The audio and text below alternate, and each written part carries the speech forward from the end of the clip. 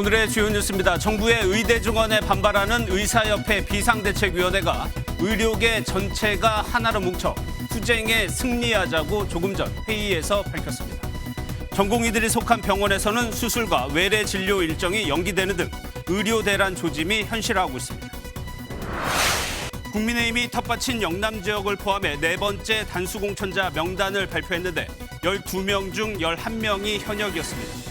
더불어민주당은 임종석 전 대통령 비서실장이 당내 압박에도 불구하고 중구 성동갑 출마 의지를 재차 밝히는 등 공천을 둘러싼 잡음이 이어지고 있습니다. 축구대표팀 주장 손흥민 선수가 인생에서 가장 힘든 한 주를 보냈다며 대표팀 내분 사태 이후 첫 심경을 밝혔습니다.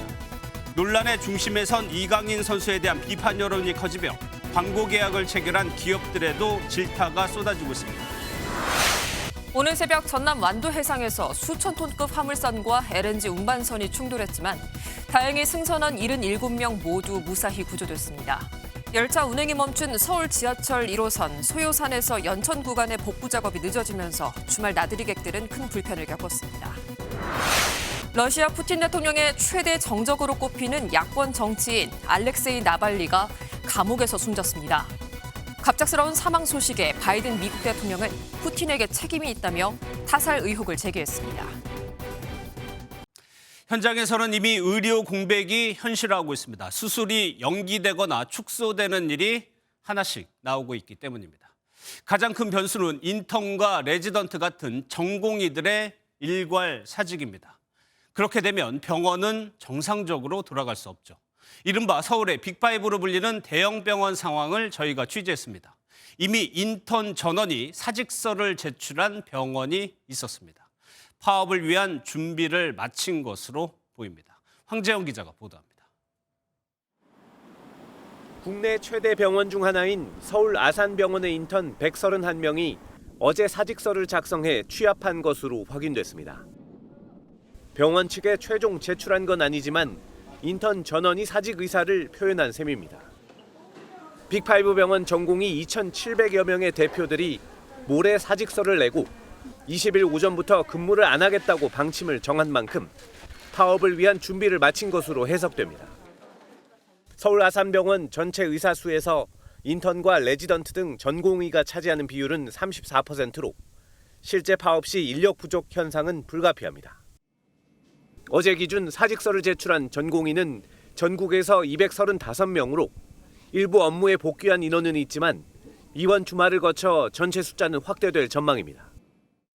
한 전공의는 MBN에 의대 정원 2,000명 증원을 일방적으로 통보하고 비협조 시 면허를 취소할 수도 있다는 정부에 대해 반감이 크다고 밝혔습니다. 보건복지부는 각 수련병원 측에 전공의 사직서 수리 금지와 집단 연가 사용 금지 명령을 내린 바 있습니다. MBN 뉴스 황재현입니다.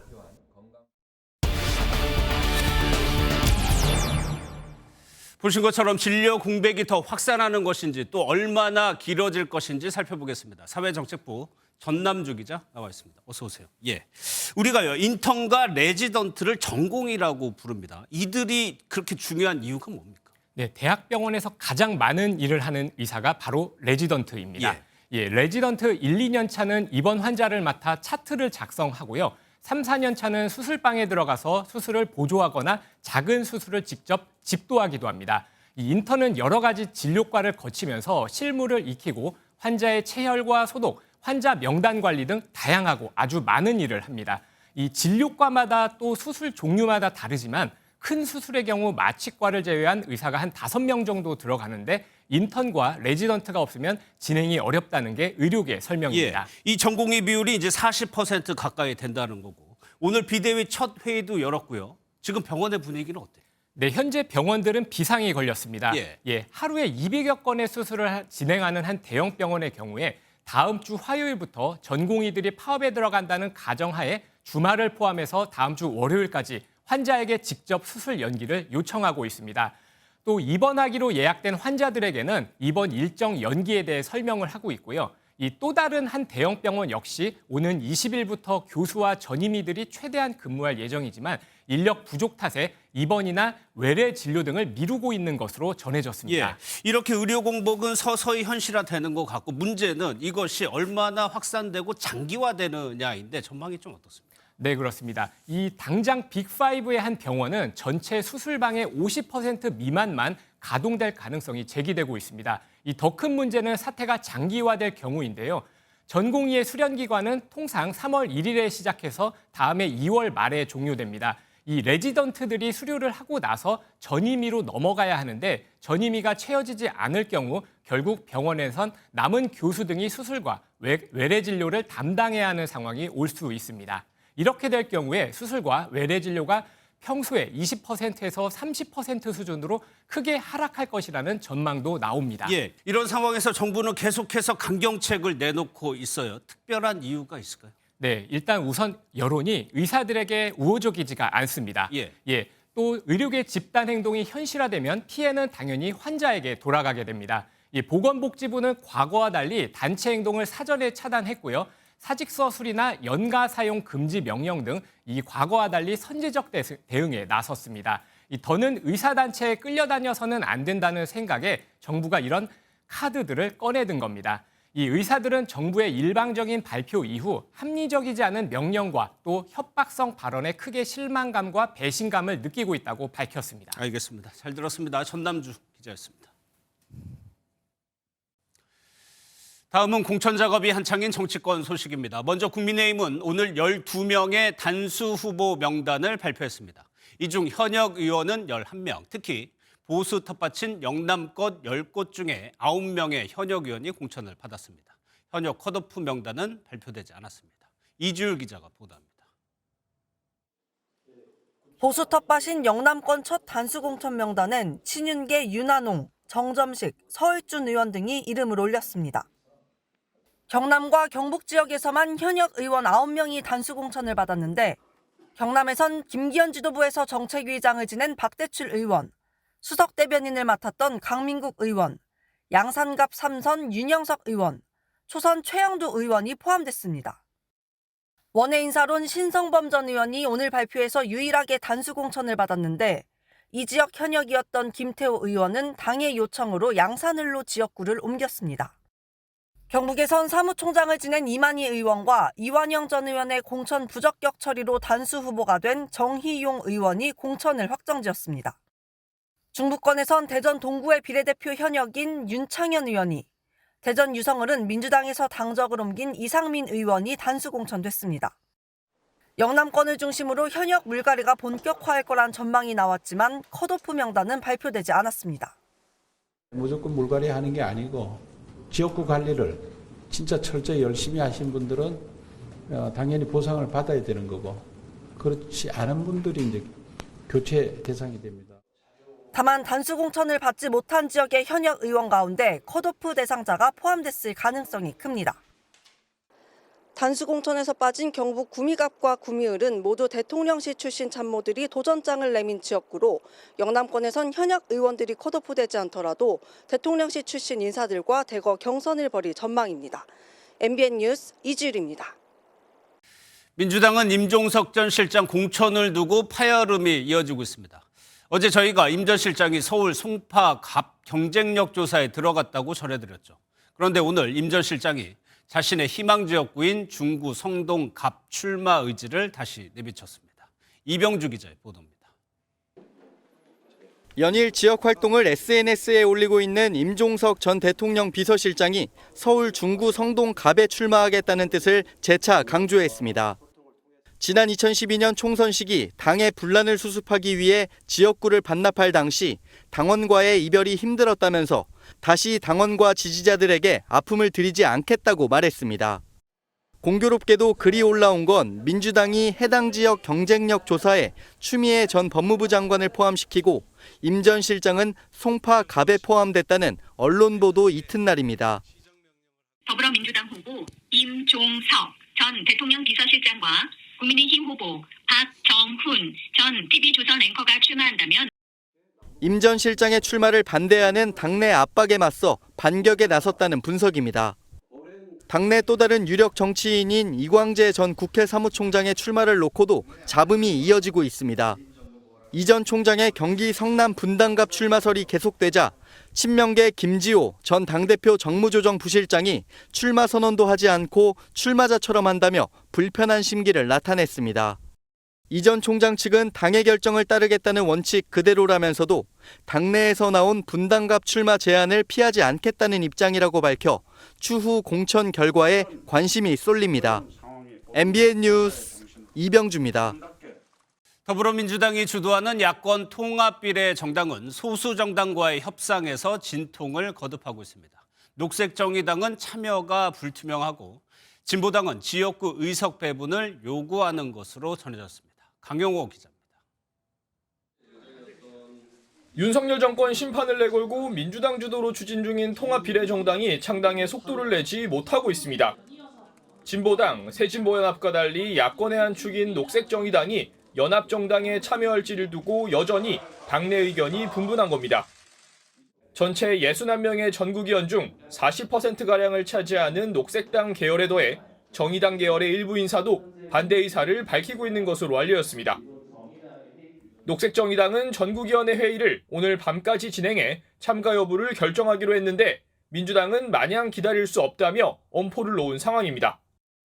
마냥 시간을 저희가 끌고 갈 수는 없기 때문에 현실적으로는 이번 주말이 그 어떤 시한이 되지 않을까라고. 지역구 단일화 협상도 진통을 겪고 있습니다. 전북 전주을 지역의 강성희 의원 한 명을 현역으로 둔 진보당이 일부 지역구 후보를 자신들의 몫으로 해달라고 요구하는 것으로 전해집니다. 민주당 핵심 관계자는 진보당의 지역구 할당 요구가 있었다고 밝혔는데 민주당은 경선을 통한 단일화 입장을 고수하고 있어 합의점을 찾기까지 진통이 예상됩니다. 여기에 비례의원 후보 순번을 놓고도 치열한 기싸움이 예상돼 비례정당 출범까지 크고 작은 잡음은 계속될 전망입니다. MBN 뉴스 강영호입니다. 오고 가는 언제 매일 여의도는 전쟁 중 talk to me. 국회팀 민지숙 기자 나와 있습니다. 어서 오세요. 예, 국민의힘이 오늘 면접 마지막 날이었는데 특히 영남 지역들이 있어서 좀 관심이 많았는데 어땠습니까? 맞습니다. 이 지역, 지금까지도 공천 면접 진행 중인데요. 예. 영남 지역과 강원 지역 여권에서는 굉장한 텃밭으로 꼽히고 그렇죠. 있죠. 그만큼 주요 당직을 맡고 있거나 맡았던 쟁쟁한 인물들이 눈에 띄었습니다.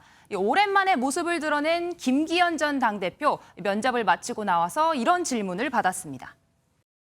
전직 대표로서 지금 국민의힘 공천 작업이 잘 이루어지고 있다고 보십니까? 국민들에게 볼 때 잘 진행되고 있다 이렇게 인식하고 있다고 생각합니다. 어떤 점이요? 그쯤 하죠. 자꾸 제가 제3자스러운 코멘트하는 건 적절하지 않아 보이니까. 이 밖에도 윤재욱 원내대표 또 친윤 핵심으로 꼽히는 이철규 의원도 면접장에 나왔고요.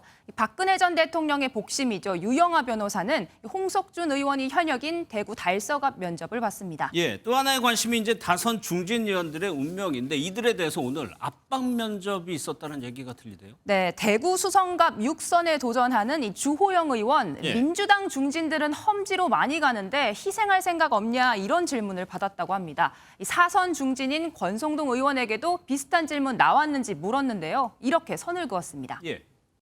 타 지역 배치라든가 험지 이런 건 질문이 전혀 없었습니다. 지금 2달도 안 남은 이 상태에서 그런 질문이 나올 때가 아니다 이렇게 봅니다. 네, 공천 경쟁이 치열한 지역구들답게요. 이 후보자들의 발언도 날이 서 있었습니다. 파렴치범 후보들하고 같이 겨루고 있는데 공정한 시스템 공천을 해서 우리 총선 승리에 대승리에 열심히 앞서겠다. 민주당 상황도 한번 보겠습니다. 공천 일정이 빨랐는데 그래서 네. 그랬을까요? 공개적으로 드러나는 걸 보면 갈등이 조금 커지는 것 같아요. 네, 비리 의혹으로 재판을 받고 있는 노웅래, 기동민, 이수진 이 의원들에 대한 공천 배제 주장이 공개적으로 나왔죠. 하지만 이재명 대표 본인도 현재 재판을 받고 있어서 형평성 시비를 불러올 수밖에 없는 상황이라 정리가 쉽지 않은 모양새입니다. 당장 이재명 대표는 총선 일정을 이유로 다음 주 재판 불출석을 요청했지만 법원이 이를 받아들이지 않았습니다. 예, 민 기자가 마지막 키워드를 일주일 정당이라고 잡았는데 네. 이거 무슨 얘기입니까? 양양자 개혁신당 원내대표가 오늘 SNS에 글을 하나 올렸습니다. 정치적 세력 규합만으로는 100년 정당은커녕 일주일 정당도 안 된다. 이렇게 개혁신당을 향해서 쓴소리를 했습니다. 그러니까 양현 본인이 속해 있는 정당을 비판한 건데 네. 이유가 뭡니까? 개혁신당 이준석 공동대표가 주말인 오늘 오전 긴급 기자회견을 열겠다라고 어제 얘기를 했습니다. 예. 그런데 직전에 돌연 취소했는데요. 개혁신당 관계자는 MBN에 합당에 대한 뭔가 원칙을 설명하려는 자리를 만들려 했으나 회의 끝에 결국 취소했다 이렇게 설명을 했습니다. 예. 정치권에서 1시간 전에 취소를 한다는 건 상당히 이례적인 건데 왜 그런 겁니까? 네, 최근 정의당 인사들을 영입하는 과정에서요. 두 공동대표 사이에 신경전이 이어졌다라고 합니다. 예. 당 운영에 있어서도 뜻이 맞지 않았던 부분이 있었던 걸로 전해지는데요. 이 개혁신당 공관위원장 이야기가 나왔던 김종인 전 비대위원장, 사실상 예고된 수순이다라고 진단을 했습니다. 생리적으로 맞지가 않은 정당이다 이렇게 얘기해요. 이준석 대표의 경우에는 개혁신당이라는 깃발 아래 다 모이니까 나한테 흡수되는 거라는 이런 생각을 해서 내일도 상황을 한번 지켜봐야 되겠네요. 민지숙 기자였습니다. 네, 한편 팀 불화설의 중심에 선 이강인 선수를 광고 모델로 한 기업들은 불똥을 맞는 난처한 상황에 놓였습니다. 불매 운동 조짐이 일고 있는데 광고 포스터를 내린 기업도 있습니다. 이어서 이승훈 기자입니다. 서울 시내의 KT 대리점들입니다. 오늘까지 진행하기로 했던 축구 국가대표 이강인을 광고 모델로 한 프로모션 포스터가 어디에도 보이지 않습니다. 대표팀 내분 사태를 둘러싼 논란이 커지자 매장들이 프로모션 종료도 전에 철거에 나선 겁니다. 손흥민 선수의 대형 5개 광고가 남아있는 것과 대조적인 모습입니다. 대리점들이 이강인 포스터를 서둘러 내리는 건 일부 누리꾼들이 광고 모델로 기용한 기업에 대해 불매운동을 예고하고 있어서입니다. 실제 이강인이 광고하는 한 치킨 프랜차이즈 SNS에는 불매하겠다는 악플 세례가 이어지고 있습니다. 2019년부터 6년째 이강인을 광고 모델로 기용 중인 KT는 난처합니다. 포스터를 조기에 철거한 건 회사 차원의 결정이 아니라며 이강인과의 후원 계약 종료 여부도 결정된 바 없다는 입장입니다. 구매 혜택 프로모션 종료에 따라서 정상적인 조치 사항이었었다는 거고 의식을 해서 내렸다거나 이런 거는 사실 까마귀늘다 배 떨어진 것 같은 거라. 이강인 측은 앞서 언론 보도 중 사실과 다른 내용이 사실인 양 확대 재생산되고 있다며 이강인이 손흥민의 얼굴에 주먹을 날렸다는 내용은 사실과 다르다고 해명했습니다. 여론 부담에 광고 계약 취소가 현실화되면 이강인은 최악의 경우 거액의 위약금을 물어낼 가능성도 있습니다. MBN 뉴스 이승훈입니다. 오늘 사건 사고 소식 모았습니다. 전남 완도 해상에서 화물선과 LNG 운반선이 충돌하는 대형 사고가 났습니다. 하지만 선원들의 피해 없이 모두 무사하게 구조됐고요.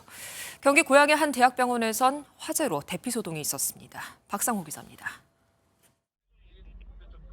충돌한 두 선박 쪽으로 해경 단정이 다가갑니다. 해경은 곧바로 배에서 탈출한 선원들을 한 명씩 구조합니다. 다른 쪽에선 선원들이 사다리를 타고 탈출을 시도합니다. 총 몇 분이신가요? 19명이요. 오늘 새벽 4시 20분쯤 전남 완도군 여서도 인근 해상에서 5,900톤급 화물선과 9,000톤급 LNG 운반선이 충돌했습니다. 두 배에는 77명이 타고 있었는데 다친 사람 없이 2시간 만에 모두 구조됐습니다. 해경은 LNG 운반선에 구멍이 뚫리긴 했지만 침몰 가능성은 작은 것으로 판단하고 있습니다. 안전검사관을 파견시켜가지고 선박 안전 상태라든지 그런 거를 정밀하게 좀 판단하고 난 이후에 선박을 이동해서 조사를 진행할 예정입니다. 고속도로에 버스 세대가 줄줄이 멈춰섰습니다. 오늘 낮 12시 반쯤 경부고속도로 서울 방향 청주 휴게소 부근에서 관광버스가 앞서가던 고속버스를 들이받아 버스 세대가 연쇄 추돌했습니다. 이 사고로 3명이 다쳐 병원으로 옮겨졌고 해당 구간은 2시간 정도 극심한 정체를 빚었습니다. 오늘 아침 7시 15분쯤에는 경기 고양의 한 대학병원 10층 병실에서 불이 나 20여 분 만에 진화됐습니다. 환자 190여 명이 대피하는 소동이 벌어졌는데 간호사들의 빠른 대처로 인명피해는 없었습니다. 소방당국은 병실 콘센트에서 불이 시작된 것으로 보고 정확한 화재 원인을 조사하고 있습니다. MBN 뉴스 박상호입니다. 러시아 푸틴 대통령의 최대 정적인 알렉세이 나발리가 감옥에서 돌연 사망했습니다. 나발리가 사망 전날만 해도 건강해 보였고 또 러시아 대선을 한 달 앞둔 시점에 벌어진 일이라 타살은 아닌지 배후에 푸틴이 있는 건 아닌지 의혹이 일고 있습니다. 먼저 송주영 기자입니다. 사망 하루 전 야권 정치인 나발리가 화상재판에서 판사에게 농담을 건넵니다. Я жду, я вам отправлю номер своего лицевого счета, чтобы вы с вашей огромной зарплаты федерального судьи подогревали мой лицевой счет, потому что деньги у меня заканчиваются. А благодаря вашим решениям они закончатся еще быстрее. Так что присылайте. Артем Александрович, вы тоже там скидываетесь в сезон. 비교적 건강해 보였는데 하루 뒤 사망 보도가 나왔습니다. Явление в СИН, которое пришло незадолго до нашего выпуска. Скончался Алексей Навальный. Как сообщили в управлении службы по Ямало-Ненецкому округу, после прогулки он почувствовал себя плохо, практически сразу потерял сознание. 러시아 연방교도소는 의료진이 응급조치를 했지만 최종 사망했다고 밝혔습니다. 인권 변호사인 나발리는 푸틴 대통령의 부정부패를 폭로한 대표적 반체제 인사입니다. 4년 전에는 독극물 테러로 혼수 상태에 빠져 독일에서 치료한 뒤 주변 만류에도 귀국해 공항에서 바로 체포된 인물입니다. 이후 불법 금품 취득과 극단주의 활동 혐의 등으로 징역형을 선고받고 복역 중이었습니다. 나발리의 옥중 의문사 소식을 접한 아내 율리아 나발라야는 푸틴 대통령을 정조준했습니다.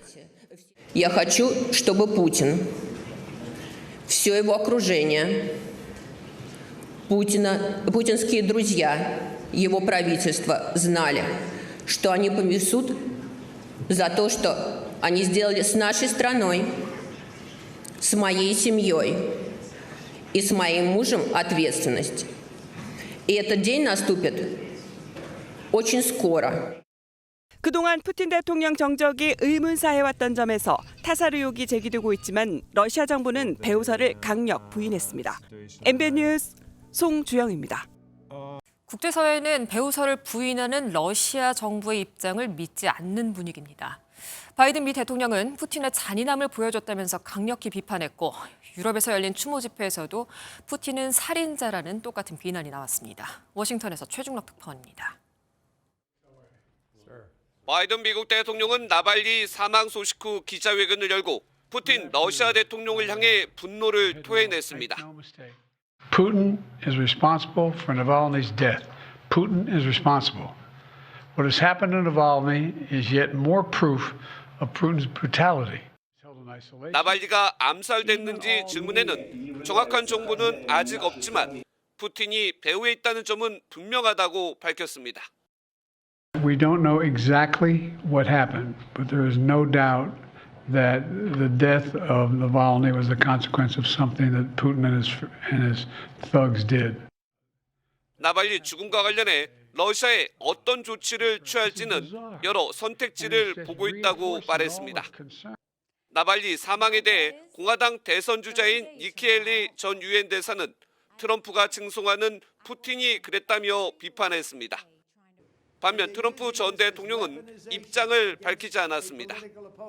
유엔을 비롯한 유럽 각국 정상도 나발리의 죽음을 애도하며 푸틴이 나발리의 죽음을 설명하라고 촉구했습니다. Russia has serious questions to answer. Alexei Navalny has been a strong voice for freedom, for democracy for many years. 유럽 전역에서는 추모 집회가 열렸습니다. 러시아 이민자들을 중심으로 참석자들은 푸틴 대통령을 살인자라고 부르면서 비난을 쏟아냈습니다. 워싱턴에서 MBN 뉴스 최종락입니다. 서울 강남에서 대리기사로 위장해 강도 행각을 벌인 40대 남성이 붙잡혔습니다. 이 남성은 달아나는 과정에서도 택시기사를 흉기로 협박했고 사흘 전 발생한 유사한 사건의 용의자일 수도 있어서 경찰이 수사를 확대하고 있습니다. 안정모 기자가 단독 보도합니다. 오늘 오전 서울 역삼동의 빌라 주차장을 나서던 외제 차량 앞으로 한 남성이 걸어옵니다. 태연하게 조수석 문을 열고 탑승하자 놀란 운전자가 뒤도 돌아보지 않고 황급히 달아납니다. 대리운전을 부르셨냐고 차를 세우고는 갑자기 흉기를 꺼내며 강도로 돌변한 겁니다. 차량을 훔쳐 달아나려던 이 남성은 조작에 실패한 뒤 운전석에서 내려 도망갑니다. 갑자기 대리 부르셨냐고 말을 하더라고요. 바로 그냥 가슴에서 칼을 꺼내더라고요. 위협이 아니라 그냥 찔르려고 했어요, 그냥 바로. 그래서 제가 확 후다닥 내린 거겠죠. 이처럼 묻지마 강도 행각을 벌인 40대 A씨는 경찰의 추적을 피하려고 택시를 탄 뒤 서울 은평구까지 달아났습니다. 이 과정에서 택시기사까지 흉기로 협박한 것으로 조사됐습니다. 서울 서부경찰서는 형사 35명 전원을 비상투입해 사건 7시간여 만인 오늘 오후 2시쯤 서울 응암동에서 A씨를 검거했습니다. A씨는 경찰 수사망이 좁혀오자 공사장에 몸을 숨기는 치밀함도 보였지만 결국 덜미를 잡혔습니다. 경찰은 A씨가 지난 14일 서울 동대문구 답심리동에서 발생한 특수강도 사건의 용의자일 가능성에 대해서도 수사를 진행하고 있습니다. 당시 대리운전 기사의 협박으로 100만 원을 뜯겼다는 피해자의 고소장이 접수된 것으로 전해졌습니다. 경찰은 내일 A씨에 대한 구속영장을 신청하는 한편 공범이 있었는지 여부 등을 확인하고 있습니다. MBN 뉴스 안정모입니다. 서울 지하철 1호선 동두천역부터 연천역 구간이 이틀째 운행이 안 되고 있습니다. 낙뢰를 막아주는 설비가 원인을 알 수 없는 이유로 문제를 일으켰습니다. 시민들의 불편이 컸습니다. 장동건 기자가 취재했습니다. 열차가 들어서자 모든 승객이 내려 승강장을 빠져나갑니다. 어제 오후 6시쯤부터 서울 지하철 1호선 동두천역에서 연천역까지 5개 역의 운행이 중단된 겁니다. 안내해 주신 도 없고 그래가지고 어이가 없었죠. 너무 당황스럽고. 왜냐면 아무것도 모르는 상태에서 셔터만 내려가 있으니까. 국가철도공단은 이상전압이 발생할 때 설비를 보호하는 필회기가 알 수 없는 이유로 문제를 일으켰다고 밝혔습니다. 예상하지 못한 높은 전압 같은 것들, 선로에 갑자기 유입이 되거나 그런 상황들이 지금 발생이 되고 있는 거라서. 지난해 12월 16일 개통된 이 구간에서 지금까지 필회기 고장만 3차례 났는데 취재진이 오늘 다시 현장에 가보니 언제 복구될지 짐작조차 어려운 상황이었습니다. 지하철 1호선 동두천역입니다. 운행하지 않는 열차는 멈춰 있고 승강장은 이렇게 텅 비었습니다. 주말을 맞아 소요산에 나들이를 나왔던 시민들은 큰 불편을 겪어야만 했습니다. 코레일은 셔틀버스 14대를 동원해 승객들을 실어 나르고 있지만 곳곳에서 불만도 터져나왔습니다. 지금 불편하죠. 갈아타야 되니까. 그리고 거기까지 가는 것도 또 버스를 또 갈아타야 되니까 여기까지. 우리나라 빨리 복구가 되잖아요. 그러니까 그런 줄 알았는데. 코레일은 신속하게 복구 작업을 진행하는 한편 필회기 고장 원인을 규명하는 데 주력할 방침입니다. MBN 뉴스 장동건입니다. 오늘 봄이 머지 않았구나 느껴진 하루였죠. 남쪽에는 벌써 산수유도 또 매화도 피었다고 합니다. 하지만 예년보다 열흘가량 빠르게 피면서 축제를 앞둔 상인들의 걱정이 큰 모습이고요. 이제 내일부터는 바람도 불고 비도 제법 내린다는 소식이 들립니다. 강세훈 기자입니다. 섬진강이 보이는 마을에 매화꽃이 피었습니다. 하얀색부터 분홍에 이르기까지 매화향이 마을 전체로 퍼집니다. 꽃잎의 고운 자태에 나들이객들의 눈과 마음은 즐겁습니다. 사진을 찍고 웃으며 봄 기운에 흠뻑 취해봅니다. 겉옷을 벗어도 정말 춥지 않을 정도로 정말 좋은 날씨는 좋은 것 같고 미세먼지도 없고 정말 좋은 것 같아요. 봄의 전령 매화가 개화한 건 예년보다 열흘가량 빠른 겁니다. 축제를 앞둔 지자체와 상인들은 꽃이 질까 봐 걱정입니다. 축제가 3월 8일부터인데 그때 그게 관광객들 많이 오시고 해야 되는데 이렇게 빨리 피니까 좀 많이 걱정스럽습니다. 지리산은 노란빛으로 물들기 시작했습니다. 부드러운 바람에 산수유가 앙증맞게 꽃을 피웠습니다. 꽃잎 사이로 겨우내 얼었던 계곡물은 녹아 시원스럽게 흐릅니다. 꽃이 빨리 펴서 참 예쁘고 보기 좋은데 보름 정도는 빨리 핀 것 같아요. 그래서 뉴스에서 많이 접하던 그 온난화를 정말 느끼게 돼요. 내일은 오늘보다 기온이 더 오르겠지만 오후부터 제법 많은 비가 내릴 전망입니다. 비는 다음 주 중반까지 이어지겠고 주 후반에는 아침 기온이 영하로 떨어질 것으로 예보됐습니다. MBN 뉴스 강세훈입니다. 우리 온라인 커머스들이 중국의 알리와 테무 등 초저가 직구 쇼핑몰의 공습에 맥을 못 추고 있습니다. 우리와 똑같은 물건을 두고서 중국 제품은 절반 가격, 심지어 10분의 1이란 믿기 힘든 가격을 내건 결과입니다. 국내 업체들은 중국을 이겨낼 방법이 없다면서 생존을 호소하고 있는 상황인데요. 정설민 기자가 전해드립니다. 중국 알리익스프레스는 지난해 3월 배우 마동석을 모델로 내세우며 한국 시장에 진출했습니다. 청바지와 전기 면도기가 7,000원대, 믿을 수 없는 초저가입니다. 가격 보고 진짜 깜짝 놀랐어요. 사기인가 싶을 정도로. 억만장자처럼 쇼핑하라는 문구를 내건 중국 테무는 가격을 더 낮췄습니다. 캠핑 갈 때 쓰는 충전기가 뭐 2만 원에서 비싸게는 10만 원 정도 하는데 그 테무에서 어플을 보다 보니까 7,000원에 팔고 있더라고요. 실제로 지난해 사용자 수가 가장 많이 늘어난 앱은 1위가 알리, 2위가 테무였습니다. 중국 직구액도 전년보다 120% 늘어난 3조 2천억 원을 기록하며 전체 직구액의 절반가량을 차지했습니다. 특히 알리는 국내에 물류센터를 지어 배송 기간을 줄일 계획이고 수수료 제로를 내세워 국내 판매자도 끌어모으고 있습니다. 국내 온라인 유통업계의 위기감은 커지고 있습니다. 정부가 최근 5개 국내 업체를 불러 모은 간담회에서 이들은 안방 시장을 잠식당하고 있다고 호소했습니다. 비상식적인 가격으로 저가 공세를 펼치는 거잖아요. 결국은 국내 이커머스 시장 질서가 완전 교란된. 중국 업체는 안전 인증 의무도 없는 데다 가품을 팔아도 제재할 수 없습니다. 관세, 부가세 같은 세금 부분이 면제가 되고 전반적으로 제도적으로 또 가격 측면에서 한국 플랫폼에 비해서 좀 유리한. 오히려 국내 판매자가 역차별을 받는 현실을 바로잡을 대책이 시급합니다.